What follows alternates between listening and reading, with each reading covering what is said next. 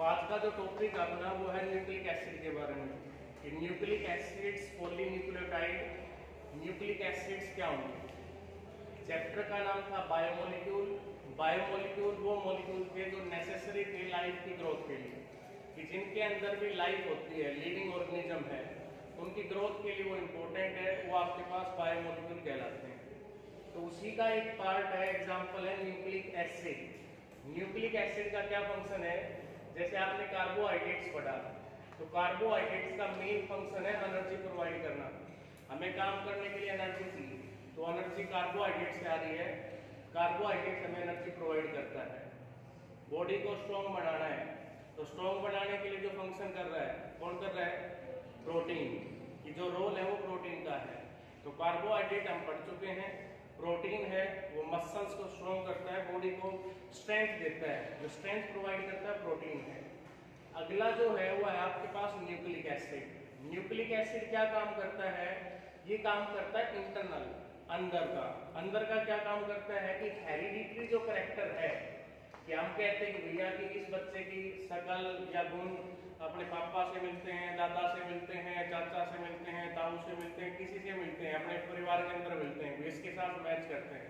तो इसका दादा अच्छा था, इसकी मम्मी ऐसी थी, या इसकी दादी बुआ जी जो भी था, मतलब उस चीज को लेकर। तो जो हेरिडिटरी कैरेक्टर ट्रांसफर होते हैं, जनरली माँ बाप लंबे तगड़े होंगे तो बच्चा भी लंबा तगड़ा होगा, ठीक है। छोटे हाइट के माँ बाप होंगे तो बच्चे की हाइट भी छोटी रहने के चांसेस है।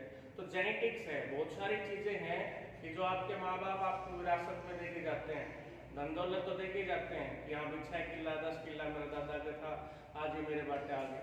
ऐसे ही बहुत सारी चीजें हैं जो इंटरनल भी हमें विरासत में मिलती है, कि जो हमारे माँ बाप की बॉडी में थी, या दादा की बॉडी में थी, दादी की में थी, चाचा ताऊ, तो वो सारे इंटरकनेक्टेड है, हेरिडिटरी उनका एक दूसरे के साथ। तो किसका करेक्टर किस में ट्रांसफर हो जाता है, वो सारा काम है न्यूक्लिक एसिड का। तो न्यूक्लिक एसिड जो आज पढ़ेंगे वो इसी से रिगार्डिंग का है। तो इसका दूसरा नाम है पॉलीन्यूक्लियोटाइड, न्यूक्लिक एसिड कहलाएगा। तो प्रोटीन पीछे पढ़ा तुमने, तो प्रोटीन्स में हमने लिखा था कि these are the polymer of alpha amino acids, ये बोला था। उसमें बहुत सारे अल्फा अमीनो एसिड्स थे। न्यूक्लिक एसिड जो है polynucleotide, it is the polymer, biopolymer है। पहली चीज तो ये है, डेफिनेशन लिख लेंगे साथ साथ, it is the biopolymer of nucleotide, that is in it large number of nucleotide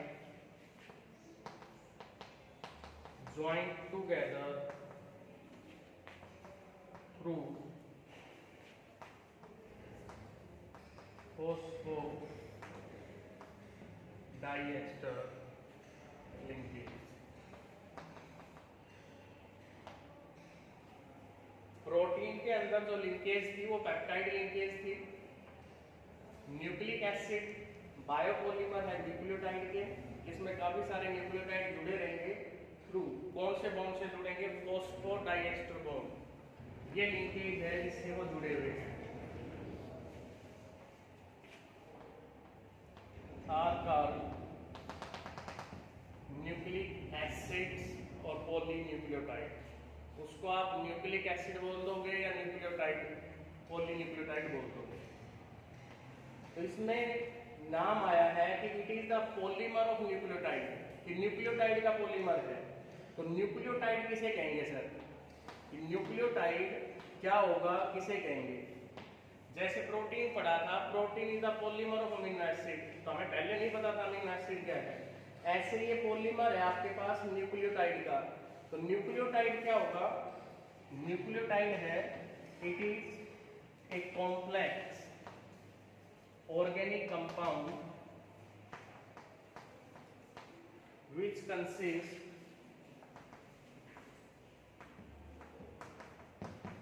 three component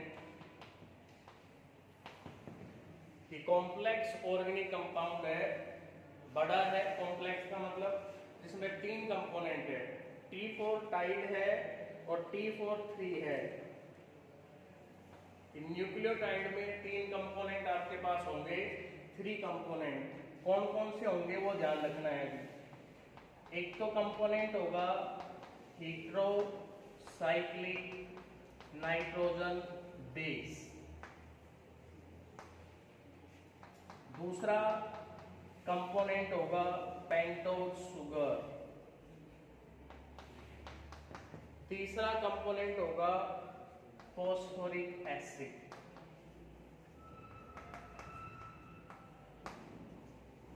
ये 3 कंपोनेंट न्यूक्लियोटाइड के अंदर हैं, heterocyclic nitrogen base, pentose sugar और फॉस्फोरिक एसिड। क्लियर? याद रखिए बात। हमने न्यूक्लिक एसिड की डेफिनेशन की। न्यूक्लिक एसिड बायोपॉलीमर है, किसी के नाम के आगे भी पॉलीमर आता है तो उसमें लार्ज नंबर में यूनिट होंगी। बायोपॉलीमर क्या होते हैं कि जब स्पेसिफिक वर्ड लिखा गया है जो हमें लिविंग थिंग से मिलते हैं, जो हमें लिविंग थिंग से मिलते हैं वो आपके पास बायोपॉलीमर कहलाते हैं। फिर इसमें न्यूक्लियोटाइड का वर्ड आया, न्यूक्लियोटाइड का मतलब बता दिया कि ये मतलब न्यूक्लियोटाइड का होगा। इसमें वर्ड आ रहा है फॉस्फोडाइएस्टर लिंकेज, उसका भी जिक्र करेंगे। तो अभी 2 डेफिनेशन तुम्हारे सामने है, कर लोगे? न्यूक्लिक एसिड और दिस इज द न्यूक्लियोटाइड। अब इसका स्ट्रक्चर बनाना है। न्यूक्लियोटाइड में 3 चीजें होंगी, बेस, शुगर और फॉस्फोरिक एसिड। कैसे जुड़ेंगे? स्ट्रक्चर क्या होगा? बेस शुगर के साथ जुड़ेगा और शुगर फॉस्फोरिक एसिड के साथ। फॉस्फोरिक एसिड का फार्मूला होता है H3PO4, तो ये आपके पास फार्मूला हो जाएगा। This is the structure of nucleotide. Nucleotide इसमें 3 कंपोनेंट होंगे, बेस, शुगर और फॉस्फोरिक एसिड। तो इस तरीके से इसका स्ट्रक्चर बनेगा। तो इसके नीचे हम जो लाइन लिखेंगे वो लिखेंगे स्ट्रक्चर ऑफ न्यूक्लियोटाइड, न्यूक्लियोटाइड का स्ट्रक्चर। नहीं दिखाई दे रहा भाई, आप आ सकते हो, जगह है, कोई प्रॉब्लम वाली बात नहीं।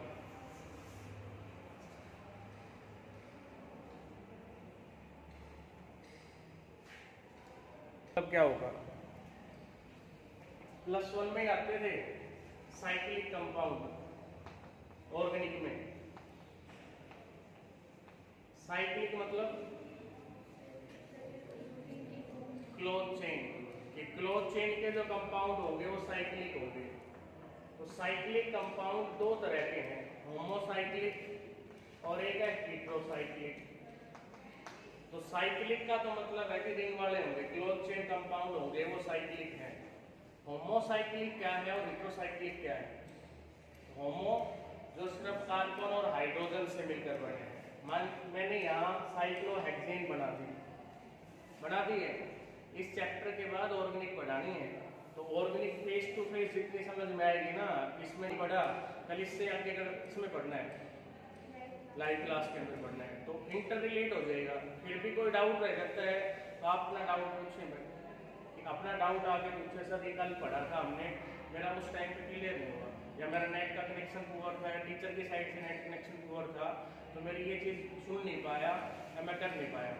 तो स्कूल आने का यही बेनिफिट है कि जो चीज़ लाइव क्लास में हम ढंग से सुन नहीं पाते हैं, समझ नहीं पाते हैं, आप नेक्स्ट डे आओ, अपनी चीज़ को समझो, अपनी प्रॉब्लम को बताओ, आपकी प्रॉब्लम है वो दूर की जाएगी, नहीं है तो फिर आगे पढ़ाया जाएगा।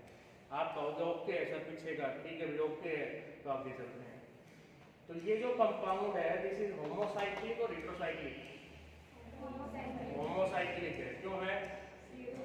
कार्बन और हाइड्रोजन से मिलकर बना है। मैं आपके सामने ये कंपाउंड लिख दूं, दिस इज फुरान। फुरानोज रिंग पढ़ी थी ना 5 मेंबर, ये फुरान है, फुरान से फुरानोज बना था। तो दिस इज होमोसाइक्लिक, हेटेरोसाइक्लिक, ये हेटेरोसाइक्लिक है। कार्बन हाइड्रोजन के अलावा कोई भी तीसरा एलिमेंट उस रिंग में आ गया तो वो कंपाउंड कैसा कहलाएगा? हेटेरोसाइक्लिक कहलाएगा। तो एक तो बात यहाँ से क्लियर हो गई कि न्यूक्लियोटाइड जिसका पहला कंपोनेंट है, कौन सा है पहला component? Heterocyclic nitrogen base.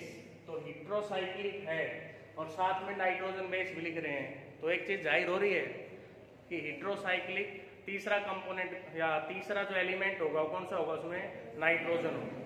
Carbon hydrogen तो है ही है, तीसरा जो एलिमेंट उसमें प्रेजेंट होगा वो आपके पास कौन सा हो जाएगा, नाइट्रोजन हो जाएगा। तो वो कौन कौन से होंगे, हेट्रोसाइक्लिक नाइट्रोजन बेस आपके पास कौन कौन से होंगे, वो चीज हमने पढ़नी है। नॉन मेडिकल वालों के लिए थोड़ा सा डिफिकल्ट हो सकता है, मेडिकल वालों ने पढ़ रखा है चैप्टर +1 के अंदर बायोलॉजी में, तो उनके लिए थोड़ा सा इजी हो सकता है, थोड़ा ही ज़्यादा डिफरेंस नहीं है भाई। हेट्रोसाइक्लिक नाइट्रोजन बेस, तो मैंने हेट्रोसाइक्लिक का मतलब समझा दिया तुम्हें, मतलब क्या है, नाइट्रोजन बेस का मतलब क्या है। ये दो तरह के होंगे भाई, न्यूक्लिक एसिड में दो तरह के हेट्रोसाइक्लिक नाइट्रोजन बेस होते हैं, one is purine and other is pyrimidine. Purine and pyrimidine. There are two kind of heterocyclic nitrogen base. Purine है, pyrimidine है. Purine is further two type. कौन कौन से हो जाएंगे, एडानिन और ग्वानिन, ए और जी। एडानिन ए से, ग्वानिन जी से। पायरिमिडीन, पायरिमिडीन आपके पास हो जाएगा तीन टाइप का, यूसीटी यूरासिल, साइटोसिन और थायामीन। नई चीजें हैं, पहली बार पढ़ रहे हैं, पहली बार सुन रहे हैं, खासकर नॉन मेडिकल वाले बच्चे भी जो फर्स्ट टाइम इसको सुन रहे हैं। तो हेट्रोसाइक्लिक नाइट्रोजन बेस दो कैटेगरी में बांट दिए गए, एक प्यूरिन होगी है और एक पिरामिडीन होगी है। प्यूरिन एडानिन ग्वानिन है, पायरिमिडीन हो जाएगा यूरासिल, साइटोसिन और थायामीन, ये आपके पास हो जाएंगे। उसके बाद पेंटोस शुगर, ये तो हेट्रोसाइक्लिक नाइट्रोजन बेस था। इसी तरीके से पेंटोस शुगर, पेंटोस शुगर भी आपके पास दो होती हैं न्यूक्लिक एसिड में, एक तो होती है राइबोज शुगर और एक होती है 2-डीऑक्सीराइबोज शुगर। दो तरह की होंगी। फार्मूला राइबोज शुगर का C5H10O5, डीऑक्सी, डी वर्ड आएगा, रिमूवल मतलब होता है इसका, C5H10O4।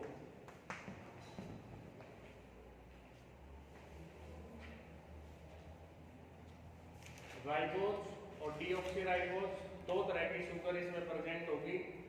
राइबोज का फार्मूला है, पेंटोस शुगर है, 5 कार्बन की है, C5H10O5। 2-डीऑक्सीराइबोज मतलब सेकंड पोजीशन से ऑक्सीजन रिमूव कर रखी है वहां से, तो ऑक्सीजन रिमूव हो रही है तो इसलिए O4 रह गया वहां पर। तीसरा कंपोनेंट जो था वो फॉस्फोरिक एसिड है, उसका तो फार्मूला फिक्स है। तीसरा कंपोनेंट फॉस्फोरिक एसिड H3PO4, ये एडिटिंग रहेगा आपके पास। तो ये हमने फर्दर क्लासिफाई कर दिया तीन कंपोनेंट के अंदर। ये तीन कंपोनेंट आपके पास कौन कौन से हो जाएंगे, heterocyclic nitrogen base, pentose sugar हो जाएगा और तीसरा फॉस्फोरिक एसिड हो जाएगा। हो जाएगा यहाँ तक heterocyclic nitrogen base.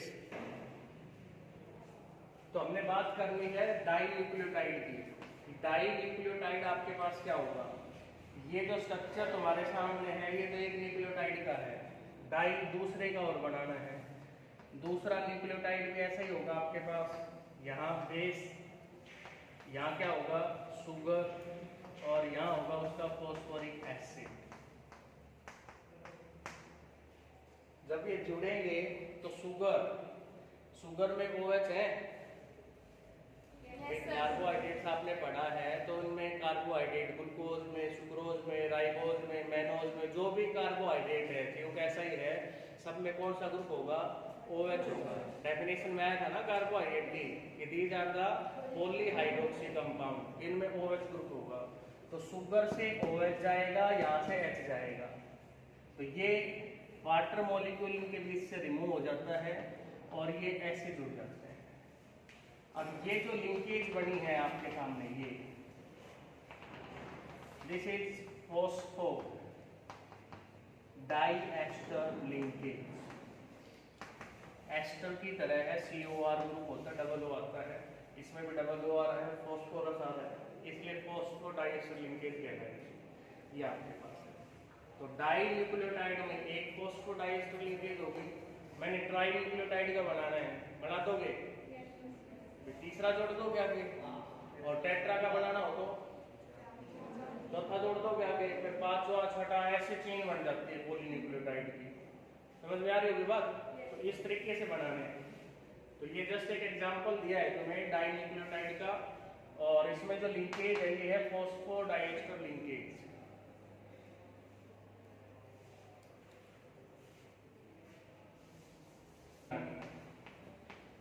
Type of nucleic acid. Nucleic acid आपके पास दो तरह का होगा, 2 टाइप। एक तो हो जाएगा DNA और एक आपके पास हो जाएगा RNA। न्यूक्लिक एसिड की 2 टाइप होंगी, DNA और RNA। DNA की full form deoxy ribo nucleic acid.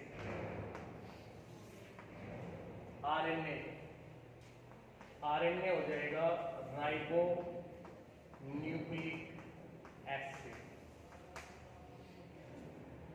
दो तरह का न्यूक्लिक एसिड है जिनके फंक्शन अलग अलग हैं। DNA का फंक्शन अलग है, RNA का फंक्शन अलग है।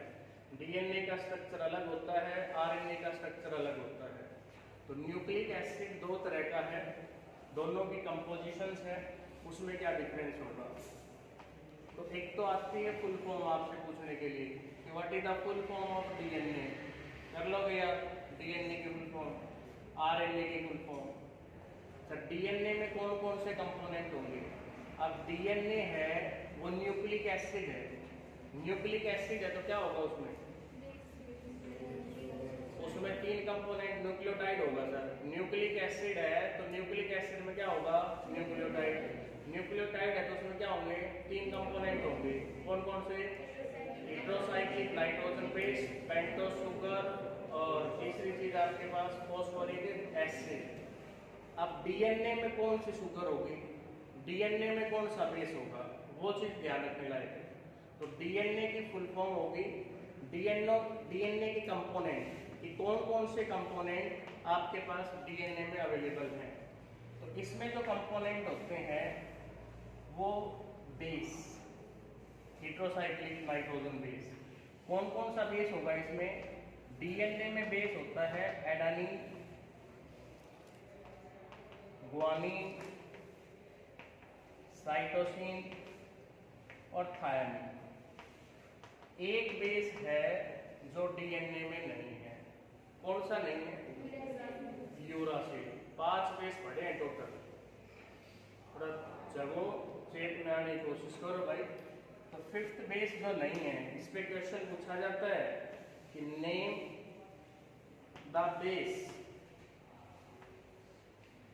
which not present in DNA। DNA में कौन सा बेस नहीं होता? तो कौन सा बेस नहीं है?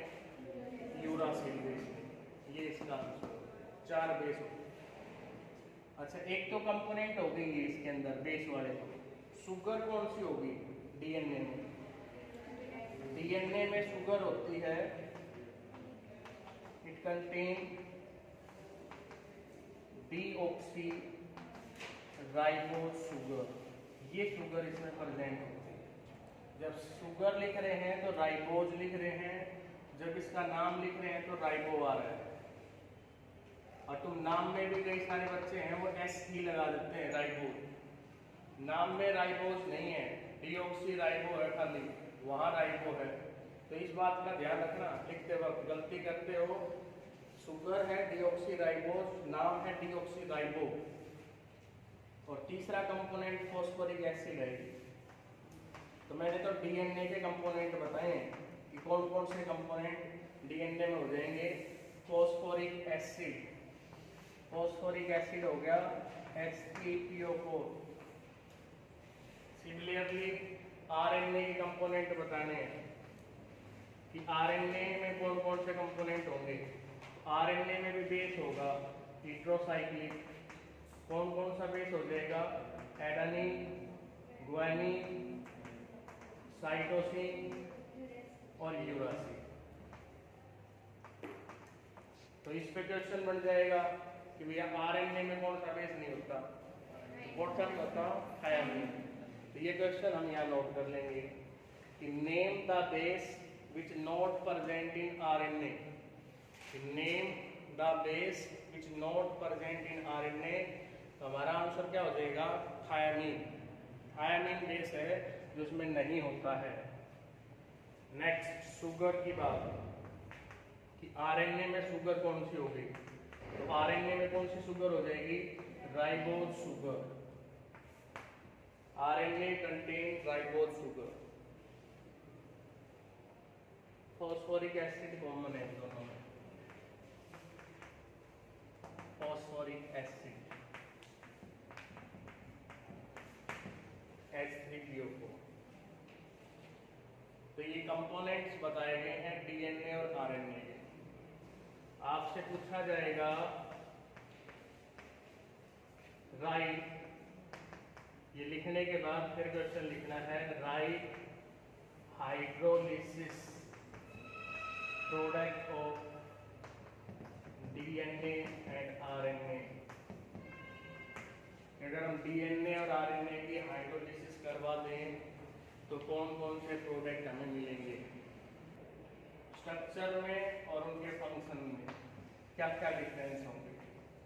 तो पहले तो मेंशन कर लेते हैं स्ट्रक्चरल डिफरेंस कि दोनों में स्ट्रक्चरल डिफरेंस क्या क्या होगा डीएनए और RNA. Structural difference between DNA and RNA. तो जब डीएनए में और आरएनए में क्या क्या डिफरेंस आएंगे उनकी बात करेंगे। तो स्ट्रक्चर मतलब उसकी कंपोजिशन है कि भी क्या उसकी कंपोजिशन है डीएनए की। तो ये पॉइंट है और काफी बार ये क्वेश्चन आया हुआ है बोर्ड एग्जाम में और चांसेस भी हैं पूरे पूरे आने के। DNA it contain deoxy ribose sugar. DNA के अंदर डीऑक्सी राइबोज शुगर होगी। दूसरी बात इट नॉट कंटेन बेस। कौन सा बेस नहीं होता? Uracil.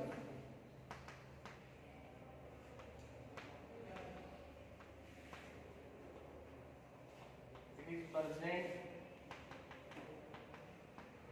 In nucleus of cell. Cell का स्ट्रक्चर आता था 9th क्लास में बायोलॉजी के अंदर। It is present in nucleus of cell.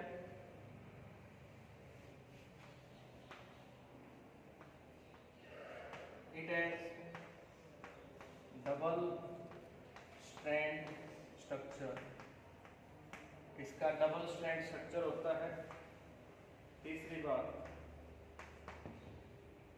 It has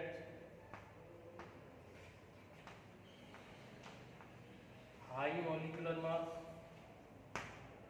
इसका मॉलिक्यूलर मास है वो ज्यादा होता है, हाई होता है।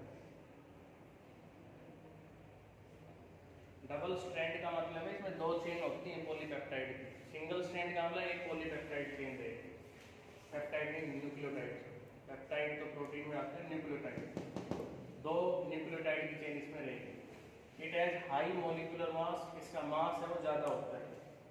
तो ये तो मैंने लिख दी स्ट्रक्चरल डिफरेंस। फुल फॉर्म तुम्हें पता ही है डीएनए की फुल फॉर्म क्या होती है। हो गया यहाँ तक। इससे अपोजिट आरएनए में आएगा। तो आरएनए के अंदर आपको बताना पड़े फर्स्ट पॉइंट डीएनए में क्या लिखा है? It contain deoxyribose sugar. RNA में क्या लिखोगे? It contain ribose sugar. It not contain base like uracil. उसमें क्या लिखोगे? Not contain base like thymine. तीसरी बात it is present in nucleus of cell. RNA कहाँ प्रेजेंट होता है? Cytoplasm. It present in cytoplasm of cell. तो ये थोड़ा सा डिफरेंट था, मैंने वहां लिख दिया, बाकी इससे अपोजिट लिखे जा रहे हैं। इसका डबल स्ट्रैंड स्ट्रक्चर है आरएनए का कैसा होता है, सिंगल स्ट्रैंड, एक ही चेन होती है, सिंगल स्ट्रैंड स्ट्रक्चर आरएनए का रहेगा। इसका डबल स्ट्रैंड थी, ज्यादा मास था, सिंगल है कम होगा, लो मॉलिक्यूलर मास होगा। ये डिफरेंस है भी डीएनए और आरएनए में, स्ट्रक्चरल डिफरेंस, उनके स्ट्रक्चर के भी आपका डिफरेंस है, स्ट्रक्चरल डिफरेंस है। उसके बाद है फंक्शनल डिफरेंस। ये तो स्ट्रक्चरल लिखे हैं, इनको पूरा कर लो साथ साथ, मैं जब तक साफ कर रहा हूँ इसको। स्ट्रक्चरल डिफरेंस के 500 पॉइंट पूरे करो दोनों साइड पे। फंक्शनल डिफरेंस कि दोनों के फंक्शन में क्या क्या डिफरेंस होगा।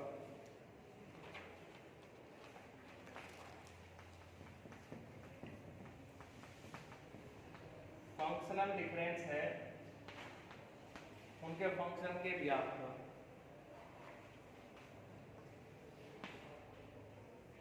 तो फंक्शनल डिफरेंस, डीएनए का फंक्शन हम लिख रहे हैं, इस साइड पे डीएनए का पॉइंट था। It has unique property of replication. DNA में यूनिक है, पूरे यूनिवर्स के अंदर एक ही सब्सटेंस ऐसा है जो रेप्लिकेट हो सकता है। It has unique property of replication. अब रेप्लिकेशन क्या होता है वो पढ़ेंगे थोड़ी देर में। इसमें अकेली प्रॉपर्टी है, अकेला ऐसा सब्सटेंस है जो रेप्लिकेट हो सकता है। नेक्स्ट फंक्शनल डिफरेंस डीएनए के अंदर, it transfer hereditary character from one generation to other generation। Hereditary character को ट्रांसफर करता है डीएनए एक जनरेशन से दूसरी जनरेशन के अंदर। तो ये इसके फंक्शनल डिफरेंस थे। इससे पहले जो लिखे गए थे स्ट्रक्चरल डिफरेंस थे। इससे अपोजिट चलना है, अपोजिट में कौन है, आरएनए। तो यहाँ पॉइंट लिखा it has unique property of replication, इसमें क्या लिखोगे, इट नॉट अंडरगो रेप्लिकेशन। सिर्फ डीएनए ऐसा है जो रेप्लिकेट होता है, नॉट अंडरगो रेप्लिकेशन, ये रेप्लिकेट नहीं होगा। पूरी बात बतानी है इसके अंदर। नेक्स्ट पॉइंट नंबर 7 पॉइंट है, आरएनए का फंक्शन है इट सिंथेसाइज्ड प्रोटीन। ये सिंथेसाइज करता है प्रोटीन को। डीएनए आपके पास हेरिडिटरी कैरेक्टर को ट्रांसफर करता है, आरएनए है वो सिंथेसाइज करेगा प्रोटीन को। अलग अलग पूछे जाए तो अलग अलग आंसर दे सकते हो। स्ट्रक्चरल डिफरेंस पूछा है तो स्ट्रक्चरल लिख सकते हो, फंक्शनल पूछा जाए तो फंक्शनल लिख सकते हो। अगर कुछ भी मेंशन नहीं है, खाली ये आया हुआ है पेपर के अंदर कि राइट का डिफरेंस, 3 डिफरेंस पूछ लेंगे, 2 पूछ लेंगे, 1 पूछ लेंगे। हमें सारे ध्यान रखने की कौन सा पॉइंट किसके ऊपर पड़ेगा। 3 ज्यादातर 3 पूछते हैं कि राइट 3 डिफरेंस, 1 नंबर का क्वेश्चन आता है और 3 डिफरेंस उसमें पूछे जाते हैं। तो डिफरेंस इंपॉर्टेंट था डीएनए और आरएनए दोनों के बीच में आपको बताना था, बता दोगे इससे रिगार्डिंग का। इसके बाद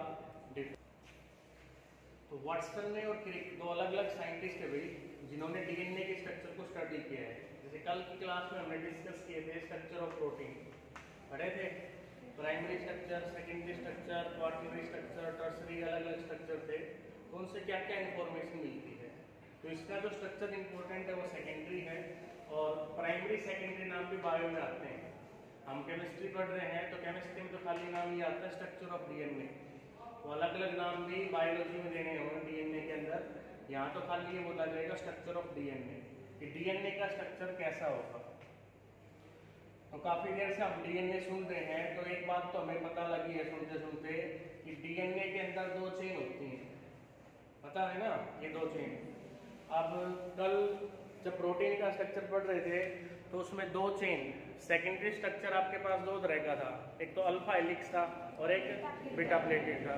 बीटा प्लेटेड में दो चेन एक दूसरे के साइड बाय साइड या लाइज ओवर ईच अदर, कि वो इस तरीके से लाई कर रही थी। इसमें अब दो चेन किस तरीके से लाई करेंगे, इसमें कहता है डीएनए के अंदर जो दो चेन है, न्यूक्लियोटाइड की चेन है, वो एक दूसरे में क्वाइल्ड है, गुथी हुई है भाई, इस तरीके से कि दो चेन है, चोटी बनाते हैं, जैसे चोटी देख लेना इनमें से किसी भी लड़की के, भाई गुथ रखी होगी, इसी तरीके से डीएनए के अंदर जो दो स्ट्रैंड है वो गुथी हुई है एक दूसरे के अंदर, क्वाइल्ड है। तो इसमें यही बताया है वाटसन एंड क्रिक ने कि जो दो स्ट्रैंड हैं डीएनए की,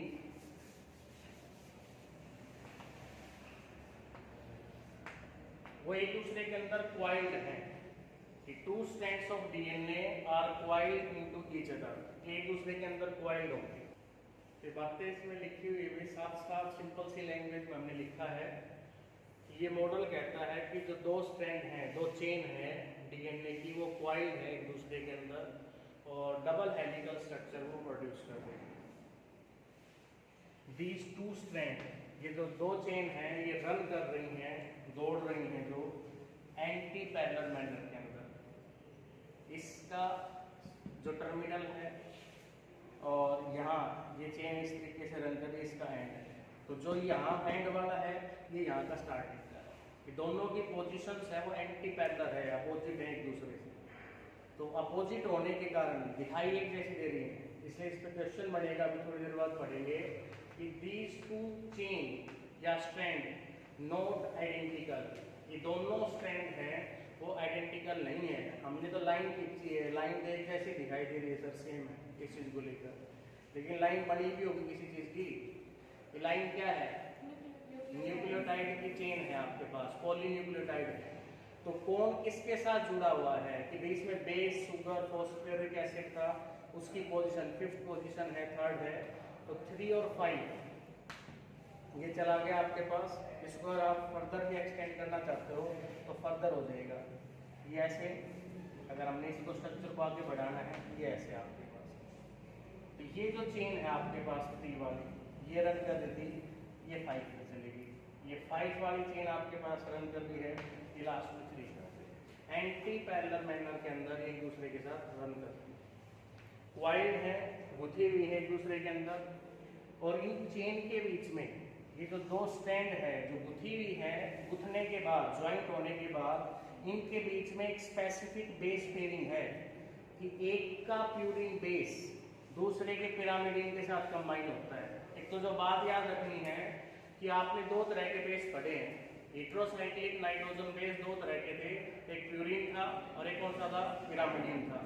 तो प्यूरिन वाला कंबाइन करेगा पिरामिडिन के साथ, इधर पिरामिडिन आ गया तो किसके साथ कंबाइन करेगा, प्यूरिन के साथ। ये बात यहाँ लिखी गई है कि these two strands run in anti-parallel manner and join together through specific base pairing, कि इनके जो बेस है वो स्पेसिफिक है, स्पेसिफिक मतलब पर्टिकुलर, कि ये बेस इसी के साथ जुड़ेगा, ये बेस इसी के साथ जुड़ेगा।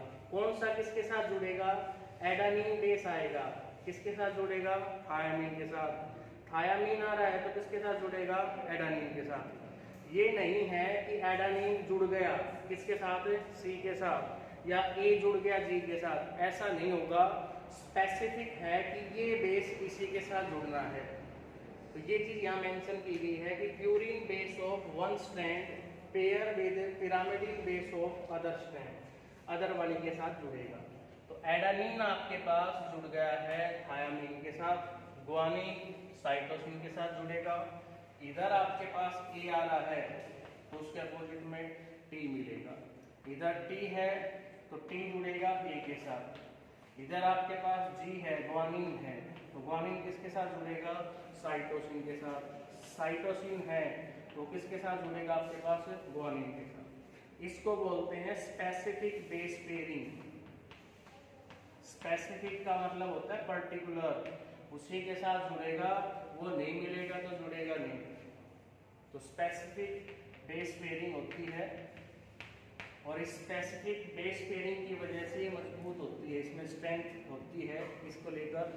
और ये आइडेंटिकल नहीं है क्योंकि एंटी पैरेलल मैनर के अंदर ये रन कर रही है। तो ये बात डीएनए के डबल स्ट्रक्चर्स के अंदर या वाटसन क्रिक मॉडल के अंदर सेकेंडरी स्ट्रक्चर के अंदर बताई जाती है। इसी तरीके से ये हो जाएगा। तो टोटल ये 10 बेस पेयर आते हैं पूरी एक सर्कल के अंदर, इसके अंदर ऐसे यहाँ दिखाते हैं। आपने एक चीज और ऑब्जर्व की होगी, ए और टी के बीच में जो डबल बॉन्ड दिखा रखा है और जी और सी के बीच में ट्रिपल बॉन्ड। तो ये जो बॉन्ड है एक तो हाइड्रोजन बॉन्ड होता है, ये जो बॉन्ड इनके बीच में दिखाया गया है ये हाइड्रोजन बॉन्ड होता है कि कौन से बॉन्ड से जुड़ते हैं। जो बेस पेयर जुड़े हैं वो हाइड्रोजन बॉन्ड की वजह से जुड़े हैं। तो एडानिन और थायमिन में 2 हाइड्रोजन बॉन्ड बनते हैं। गुआनिन और साइटोसिन के अंदर कितने हाइड्रोजन बॉन्ड बनेंगे? 3 हाइड्रोजन बॉन्ड बनेंगे। तो ये चीज हमने इससे रिगार्डिंग ध्यान रखी है, स्ट्रक्चर ऑफ डीएनए से रिगार्डिंग। क्वेश्चन क्या आएगा वो नोट करना है इस पे। एनसीईआरटी का क्वेश्चन है। क्या क्वेश्चन दे रखा है एनसीईआरटी एक्सरसाइज में कि 2 strand of DNA are not identical, या 2 strands of DNA complementary to each other, not identical. Why?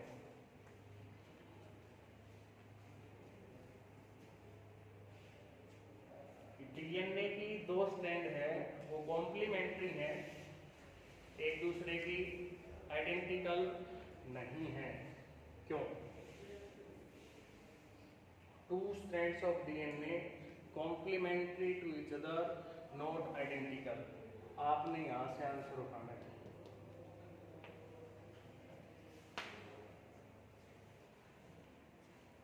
ये 2 स्ट्रैंड है, ये एंटी पैरेलल डायरेक्शन में रन कर रही हैं, स्पेसिफिक बेस पेयरिंग से जुड़ी हुई हैं। उस स्पेसिफिक बेस पेयरिंग की वजह से ये एक दूसरे को स्ट्रेंथ प्रोवाइड कर रही है, इस वजह से कॉइल्ड है उस बेस पेयरिंग की वजह से। और एंटी पैरेलल डायरेक्शन में रन करने की बजाय ये आइडेंटिकल नहीं है। बता दोगे? तो इस क्वेश्चन का आंसर ये है। पढ़ना जरूर पड़ेगा भैया, आपको पढ़ना पड़ेगा। एसिड की बात करें थे भाई, न्यूक्लिक एसिड्स के फंक्शन, 3 फंक्शन तुम्हारे सामने लिखे हुए हैं।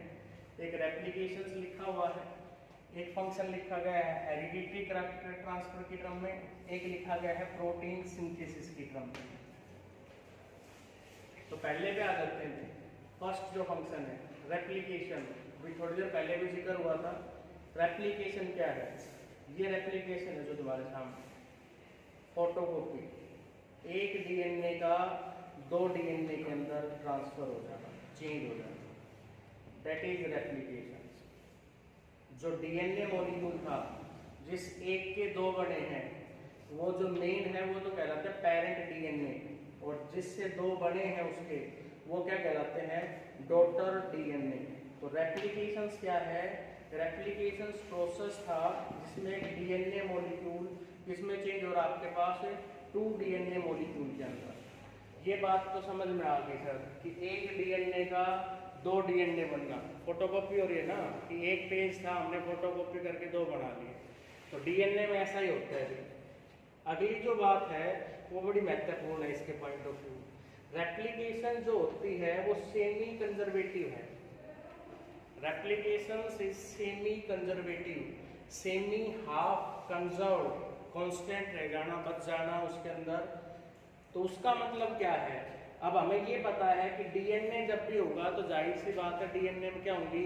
2 चेन होंगी, 2 स्ट्रैंड होंगी। तो यहाँ पर भी आपके पास 2 स्ट्रैंड थी डीएनए की, और ये जो नया बना होगा इसमें भी कितनी स्ट्रैंड होंगी? 2 स्ट्रैंड। तो 2 स्ट्रैंड में से एक तो बनती है नई और एक वही होती है जो पेरेंट वाली होती है। इस चीज को बोला गया है, क्या बोला गया है? सेमी कंजर्वेटिव, हाफ कंजर्व्ड है, हाफ पुराने वाली रहती है और हाफ है वो नहीं बनती है। Semi conservative that is 1 strand of DNA formed new, एक तो नई बनेगी और एक आपके पास कंजर्व्ड रह जाती है, सेम रह जाती है जो पेरेंट डीएनए की होती है। This is the mean of इसका रेप्लिकेशन सेमी कंजर्वेटिव का मतलब हो जाएगा।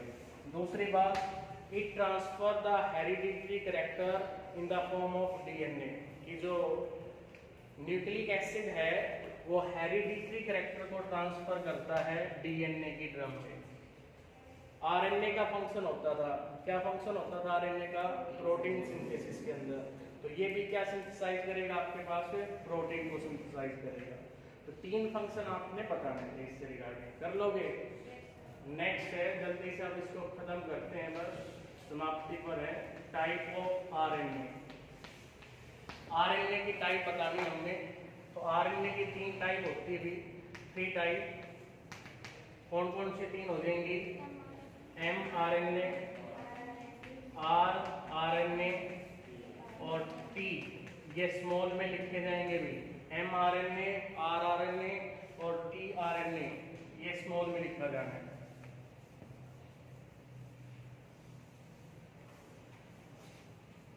M for messenger, R for ribosomal और T for transfer RNA. RNA की 3 टाइप हैं। M का मतलब है, इधर लिखा हूं इसके आगे, मैसेंजर आरएनए। R का मतलब है राइबोसोमल आरएनए और T का मतलब है ट्रांसफर आरएनए। ये तीनों इसके मतलब हो जाएंगे। टाइप हमने बता दी।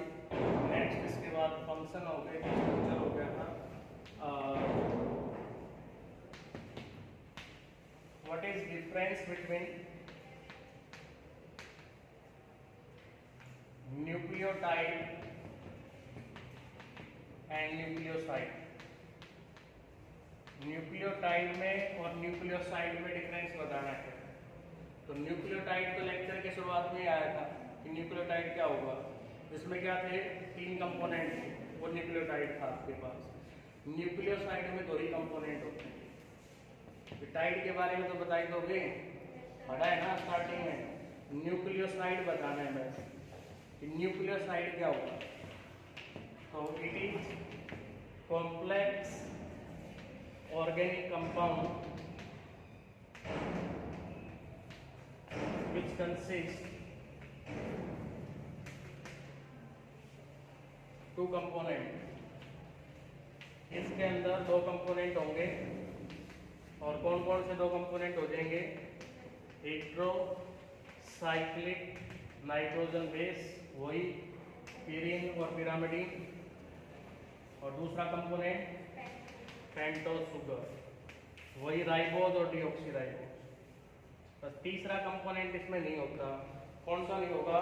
फॉस्फोरिक एसिड, ये नहीं होगा। ये इसमें डिफरेंस है कि न्यूक्लियोटाइड में और न्यूक्लियोसाइड में कि इसके अंदर तीसरा कंपोनेंट नहीं होता है। कर लोगे? तो यहाँ पार्ट 3 अपना खत्म हो जाता है रिगार्डिंग द न्यूक्लिक एसिड, कि न्यूक्लिक एसिड अपने पास क्या थे। इसी के साथ ये चैप्टर भी खत्म हो गया। कल नोटबुक पूरी करनी है, कंप्लीट चैप्टर को रिवाइज